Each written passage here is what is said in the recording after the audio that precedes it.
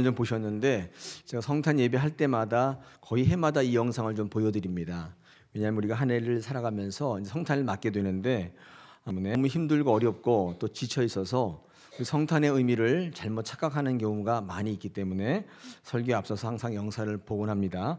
여러분 보신 다음에 아마 느낌이 있으실 거예요. 우리 성탄이 어떤 의미인지를 오늘 이 아침에 그 진정한 성탄을 맞기까지 우리에게 요구되는 것이 무엇인가를 같이 한번 묵상하시면서 우리 진정한 성탄의 의미를 배워보기를 원합니다.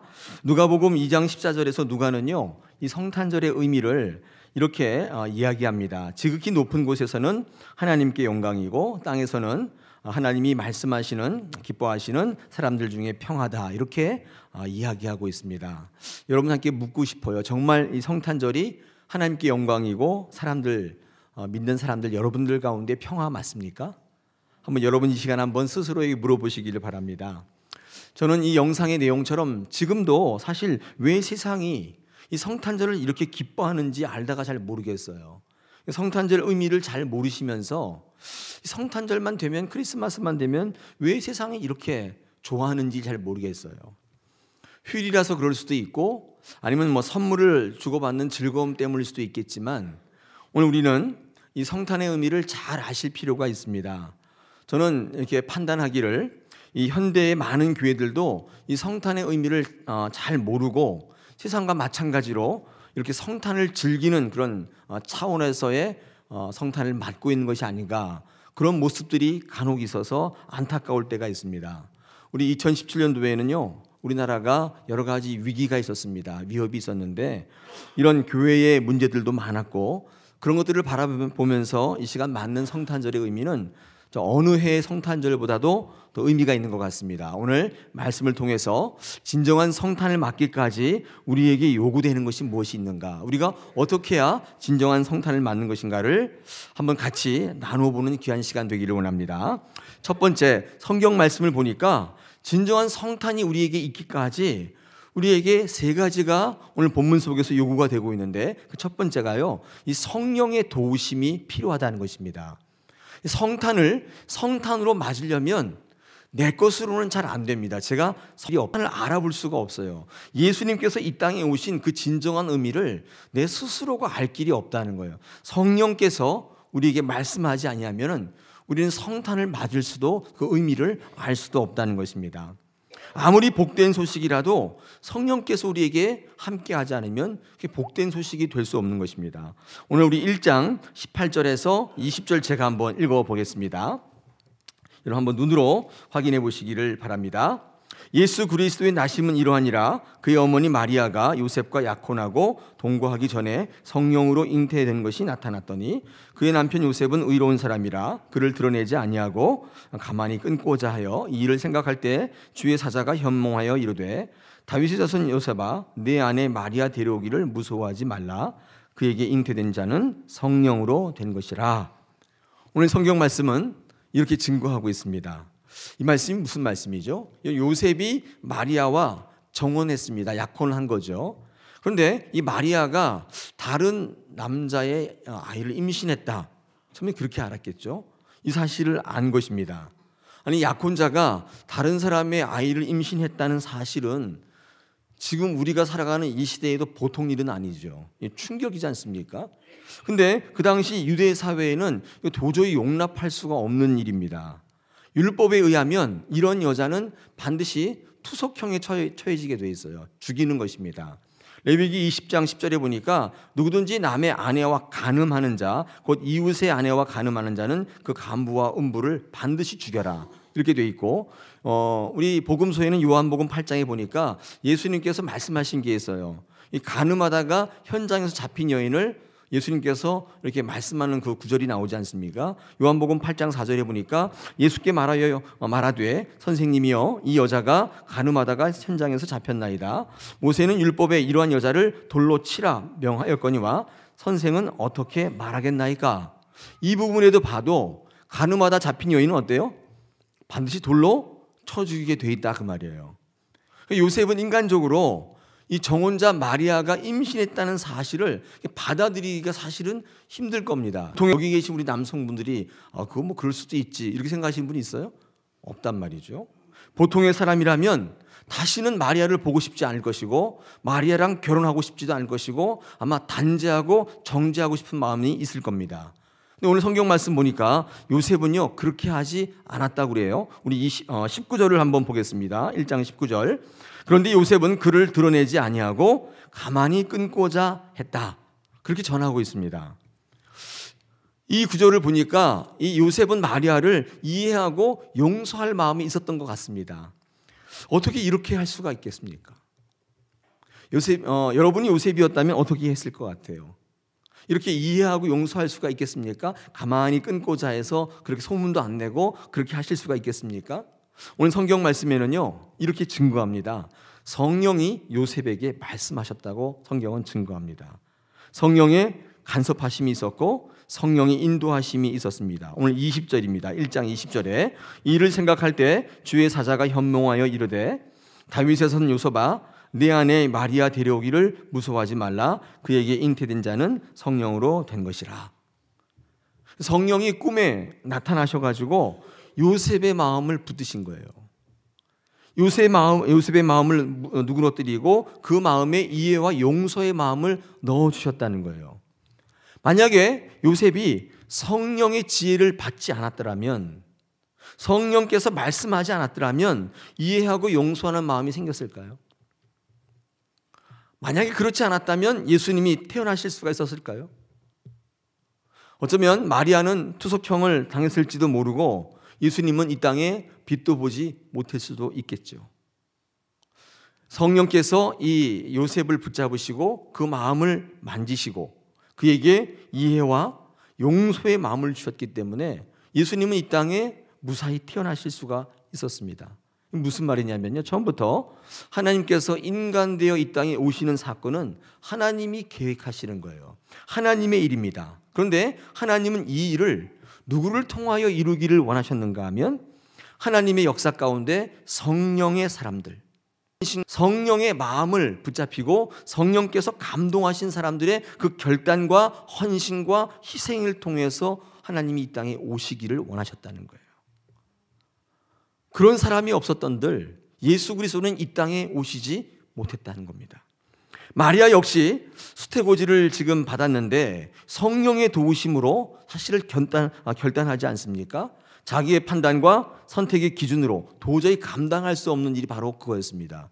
처녀의 몸인데 어느 날 갑자기 천사가 와서 너희가 아이를 갖게 되었다. 너 얼마나 놀랬겠어요. 결혼한 일도 없는데. 근데 이 수태고지의 말씀을 보면 이렇게 말씀합니다. 누가복음 1장 35절에 보니까 천사가 대답하여 이르되 성령이 내게 임하시고 지극히 높으신 이의 능력이 너를 덮으시니 이러므로 나실 바 거룩한 이는 하나님의 아들이라. 마리아가 너무 당황하고 있을 때 성령께서 이 마리아에게 임하신 거예요. 그래서 이 마리아의 마음을 붙드신 거예요. 내 안에 있는 이 아이가 성령의 아이라는, 하나님께서 주신 아이라는 사실을 마리아로 하여금 알게 하시는 거예요. 마리아도 자기의 판단과 선택으로 그 사실을 받아들이는 게 아니에요. 이거 어렵단 말씀이죠. 성령의 사람 마리아와 요셉의 결단과 헌신은 오늘날 우리를 구원하실 예수 그리스도를 이 땅에 오시게 했다는 것입니다. 우리가 진정한 성탄을 맞기 위해서 우리에게 요구되는 게 있습니다. 그 첫 번째가 뭐냐면 우리도 성령의 사람이 되어야 하는 것입니다. 우리 안에 아무리 주님이 오시고 싶으셔도, 역사하시고 정케하시고 새롭게 하시고 싶어도 우리가 성령의 사람이 아니면, 성령의 거룩한 결단을 하지 않으면 우리에게 더 이상 성탄절은 없어요. 우리에게 더 이상 성탄의 축복은 없는 거예요. 우리 2017년도 성탄 아침에 우리에게 진정한 성탄을 맞기 위해서 요구되는 첫 번째가 뭐냐? 저와 여러분에게 성령의 사람이 되라고 요구하고 계시는 거예요. 자, 그렇다면 이 성령의 사람이라는 게 뭔가? 오늘 본문 중에 우리 19절에 보니까 성경은 요셉을 향하여 뭐라고 얘기하고 있습니까? 의로운 사람이다. 그렇게 성경은 요셉을 가리키고 있죠. 여러분, 의롭다고 하는 말은 이 헬라어로 디카이오스라고 하는 단어인데, 이 의롭다는 디카이오스 단어가 제가 전에도 말씀드렸듯이 하나님과의 관계 속에서 올바른 관계, 이게 의입니다. 하나님과 인간 사이의 의의를 논할 때는요, 반드시 이렇게 해석하는 게 정답인데, 하나님과 인간의 사이가 좋은 거예요. 관계가 정립되어 있는 거, 이게 의롭다는 뜻입니다. 그러니까 어떤 사람이 성령의 사람이에요? 하나님의 관계가 좋은 사람이에요. 그 사람이 바로 성령의 사람인 것이죠. 왜입니까? 하나님의 음성을 들을 수가 있고 무엇보다 들리기 때문이에요. 왜 성령의 사람이 하나님과의 관계가 좋은 사람인가? 그 사람만이 하나님의 음성을 들어요. 요셉에게 말씀할 때 의로운 사람이었기 때문에 그 말씀이 진짜로 와닿는 거예요. 마리아에게 얘기했을 때 마리아가 의로운 여인이었기 때문에 성령이 내 태를 쓰시겠다고 할 때 그 말씀을 받아들일 수 있는 거예요. 들릴 수 있는 거예요. 의로운 사람이라는 건 뭐냐면 하나님과의 관계가 좋아서 말씀이 들리는 거예요. 보일 수 있는 거예요. 하나님의 관계가 틀어지면 여러분 사람의 관계도 틀어집니다. 이 관계가 틀어지면 우리 안에서 나타나는 제일 먼저의 증상이 뭐냐면 들리질 않아요. 보이지도 않아요. 하나님과의 관계가 딱 틀어지면 그 다음에 자동으로 사람의 관계도 틀어져요. 그래서 여러분 이웃과의 관계가 틀어져 있으면 여러분의 안에 있는 문제가 아니에요. 하나님과의 문제임을 여러분 아셔야 돼요. 사람이 너무 미워요. 너무 저주스러워요. 여러분 그럴 때 그 사람과 여러분과의 관계의 문제가 아니라 하나님과의 관계가 틀어져 있기 때문에 사람도 자꾸 틀어져 있는 거예요. 이 가정에서 남편 아내의 관계가 틀어져 있는 것은 뭐 때문인 줄 아세요? 하나님과의 관계가 틀어져 있기 때문에 그래요. 그런 사인이 올 때는 반드시 하나님과의 관계를 점검하셔야 돼요. 이 성령으로 감동된 이 요셉과 마리아는 성령의 사람이었기 때문에 이 성령의 음성을 듣게 된 것입니다. 제가 이 디카이오스라고 하는 단어를 사전에서 찾아보다가 재미난 것을 하나 발견하게 됐는데, 이 디카이오스를 번역한 영어 사전에 눈길을 끄는 번역이 하나 있더라고요. 그게 뭐라고 되어 있냐면 이렇게 되어 있습니다. Just in the eyes of God 이렇게 되어 있어요. 이 디카이오스를 영어로 번역한 사전에 이렇게 쓰여 있습니다. Just in the eyes of God. 해석해 보면 단지 하나님의 눈 안에, 하나님의 눈으로, 이거를 디카이오스라고 해석해 놓았어요. 의미가 있습니다. 이게 무슨 말이죠? 의로운 사람은 하나님이 눈 속에 들어가 있는 사람이라는 거예요. 하나님의 시각으로 바라보고 해석하고 판단하는 사람이 바로 의로운 사람이라는 거예요. 즉 하나님은 요셉을 당신의 눈 안에 품으셨다는 얘기예요. 하나님의 눈 안에 있을 때 비로소 이해가 되고 용서하는 마음이 생기게 되더라는 거예요. 성령의 사람은 하나님의 시각으로 바뀐 사람입니다. 그럴 때 이해하지 못할 게 없고 용서하지 못할 게 없다는 거예요. 하나님께서는 이 땅에 오실 때 성령의 사람을 통해서 그 이해와 용서의 마음을 타고 이 땅에 오셨습니다. 예수님은 성령의 사람의 거룩한 결단을 통해 이 땅에 오셨다는 사실을 잊지 마십시오. 이 성탄을 맞이할 때 우리에게 요구되는 요구사항이 있어요. 진짜 예수께서 이 땅에 오실 때 그 능력과 그 은혜를 내 것으로 만들려고 한다면 여러분 이 시기에 정말 성령의 사람으로 바뀌셔야 돼요. 세상의 사람으로는 절대 성탄을 맞을 수가 없다는 사실입니다. 진정한 성탄의 축복을 누리려면 성령의 사람으로 살기를 결단하십시오. 그렇다면 1년 내내 예수님은 여러분 마음속에 태어나실 거예요. 자, 두 번째, 오늘 주시는 말씀을 통해 진정한 성탄 맞기 위해서 우리에게 요구되는 두 번째가 있습니다. 그것은 기다리고 기대하셔야 돼요. 기다리고 기대하시는 분만이 성탄을 맞이할 수 있습니다.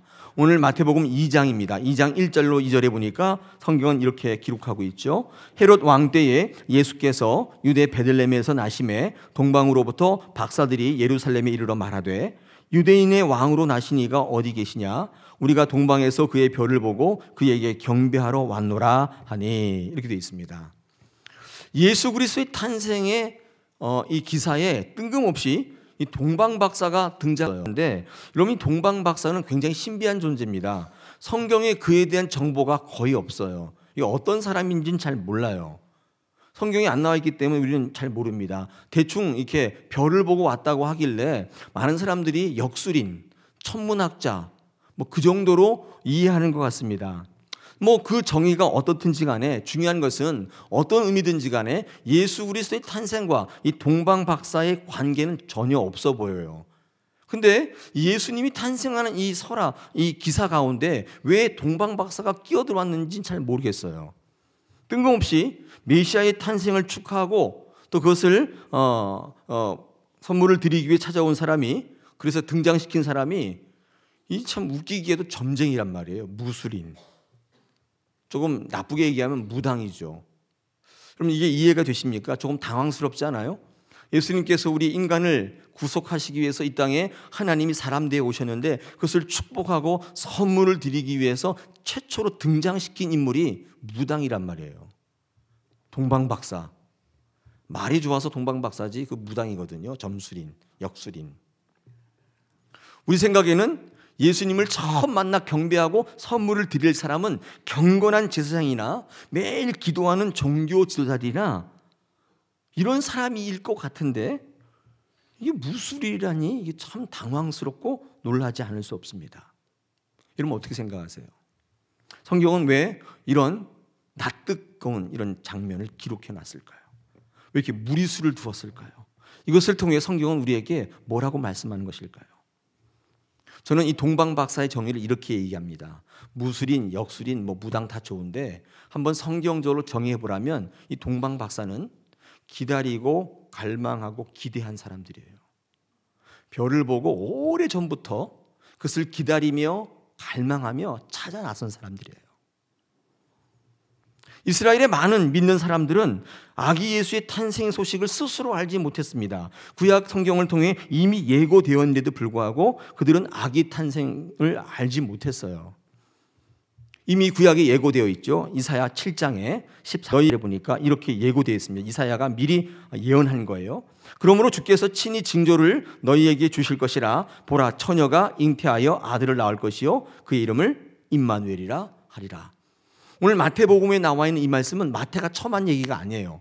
이미 이스라엘 백성들의 조상들이 몇백 년 전에 이미 태어날 것으로 이미 예언했던 말씀이에요. 성경에 예언이 되어 있는데도 불구하고 그들은 기대하지 않았어요. 기다리지 않았어요. 찾아 나서지 않았단 말이에요. 이유가 뭘까요? 자기의 기대와 달랐기 때문이에요. 자기의 바램과 달랐기 때문이에요. 아까 우리 이사야 7장 14절에 이사야가 뭐라고 예고했습니까? 처녀가 잉태하여 아들을 낳을 것이다. 이게 메시아다. 이렇게 예언이 됐단 말이에요. 근데 가만히 들어보니까 처녀가 아들을 낳는 것도 마음에 안 들지만 그런 사생아 같은 아이가 무슨 메시아냐. 그들이 어떻게 우리 어려운 현실을 바꿀 수 있느냐. 이 로마의 식민지 가운데 어떻게 그가 우리를 독립시킬 수 있는가. 내 기대와 내 바램과 완전히 달랐어요. 그래서 말씀에 예언된 예수 그리스도의 탄생을 믿지 않고 기다리지 않았어요. 그래서 그들은 자기가 원하는 신앙, 자기가 원하는 삶을 살았던 것이며 늘 자기 중심적인 인생 살았어요. 자기의 필요와 요구를 채우는 인생을 살았단 말이에요. 하나님 중심적인 삶, 말씀 중심적인 삶을 살아야 그 말씀을 의지하여 우리 가운데 오시는 메시아를 기다릴 수 있을 텐데 그게 없었던 거예요. 그저 내가 가지고 있는 것으로 살아가기를 원했어요. 여러분 그럴 때 예수 그리스도가 이 땅에 오시는 것을 알지 못했어요. 그들에게는 진정한 성탄이 될 수가 없었던 것입니다. 여러분 그럴 때요, 이 성경 말씀은 왜 거기다가 이 동방박사를 끼워 넣는가? 이런 무언의 성경의 메시지가 있어요. 차라리 그런 사람들이라면 이방인일지라도 무당이고 세리고 창기일지라도 오히려 주님은 그들의 마음속에 둥지를 트시는 거예요. 꼭 기억하셔야 돼요. 내가 교회 다닌다고 해서 성탄의 기쁨과 평화를 자동적으로 누리는 게 아니에요. 여러분 성탄의 기쁨, 이 성탄절에 이 복된 소식을 기다리고 갈망하고 계십니까? 오늘 이 아침에 그런 마음으로 오셨어요? 한번 돌아보기를 원합니다. 진정한 성탄을 맞기 위해서 우리에게 요구되는 게 있어요. 성령의 사람이 되어야 되지만 두 번째로는요, 그 예수 그리스도에 대한 기대와 갈망이 우리 가운데 있어야 돼요. 우리는 그 기대와 갈망을 잊어버린 지 오래됐어요. 사람에 대한 기대와 갈망이 크고 물질에 대한 기대와 갈망이 크지 하나님에 대한 갈망이 없어진 지 오래됐다고요. 어떻게 생각하십니까? 이 시대에 성탄이 아무리 선포되어도 하나님을 기대하지 않는 이유가 뭘까요? 말씀이 없어요. 하나님 중심적으로 살려고 하지 않아요. 아까 우리 영상에서 봤죠. 저 지하에서 사탄들이 음모하는 회의를 보셨죠. 우리는 어쩌면 그 사탄에 놀아나고 있는지도 몰라요. 오늘 이 아침에 성탄을 묵상하시면서 정말 진정한 성탄이 내게 임하기 위해서 여러분 기대하시고 갈망하시는 여러분 되시길 축원합니다. 할렐루야. 마지막 세 번째로 진정한 성탄을 맞기 위해서 우리가 준비되고 요구되어야 될 게 있는데 그것은 바로 희생인 것입니다. 희생이 있어야 돼요. 오늘 2장 16절, 17절, 18절을 제가 한번 읽어보겠습니다. 마태복음 2장 16절에서 18절. 이에 헤롯이 박사들에게 속은 줄 알고 심히 노하여 사람을 보내어 베들레헴과 그 모든 지경 안에 있는 산의 아이를 박사들에게 자세히 알아본 그때를 기준하여 2살부터 그 아래로 다 죽이니 이에 선지자 예레미야를 통하여 말씀하신 바 라마에서 슬퍼하며 크게 통곡하는 소리가 들리니 라헬이 그 자식을 위하여 애곡하는 것이라 그가 자식이 없으므로 위로받기를 거절하였도다 함이 이루어졌느니라. 아멘. 충격적인 사실이 하나 있어요. 우리 성탄을 맞을 때 우리 이 사실을 모르고 있어요. 예수님이 이 땅에 오실 때 2살 아래에 있는 수많은 어린아이의 목숨을 대가로 이 땅에 오셨어요. 성탄이 마냥 기쁜 것은 아닌 것 같습니다.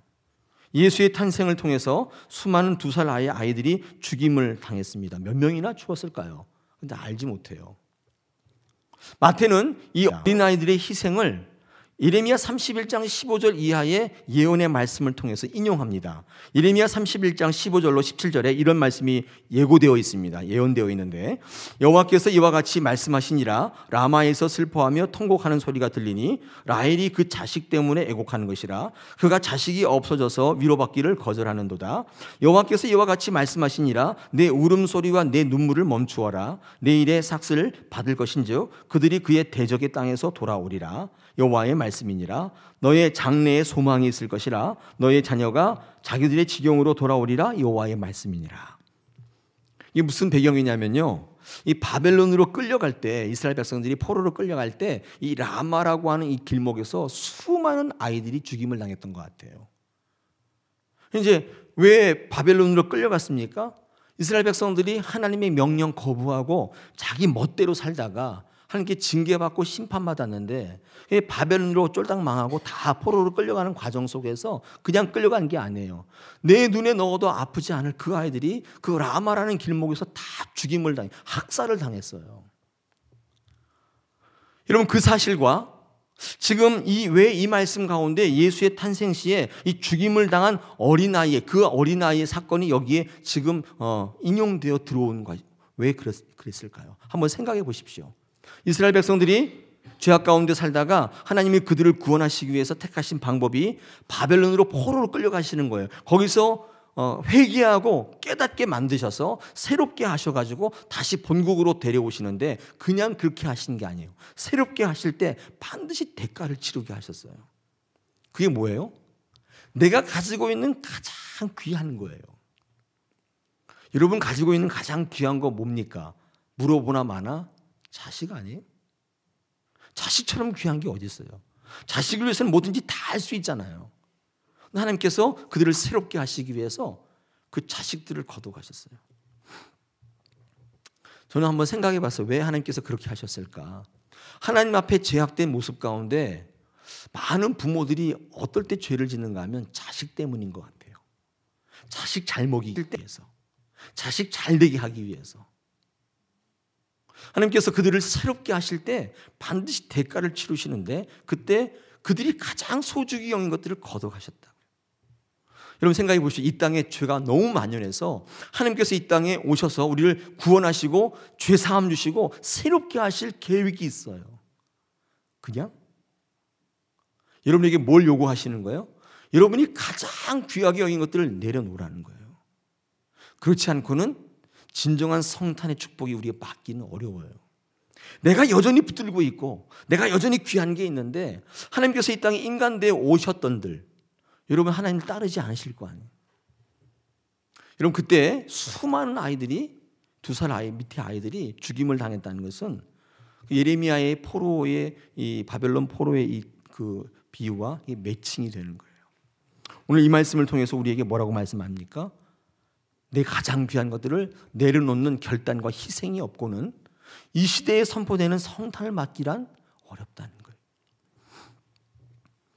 여러분, 희생 없는 은혜는 가짜입니다. 은혜를 이야기할 때 반드시 자기 희생이 있는가 물어야 돼요.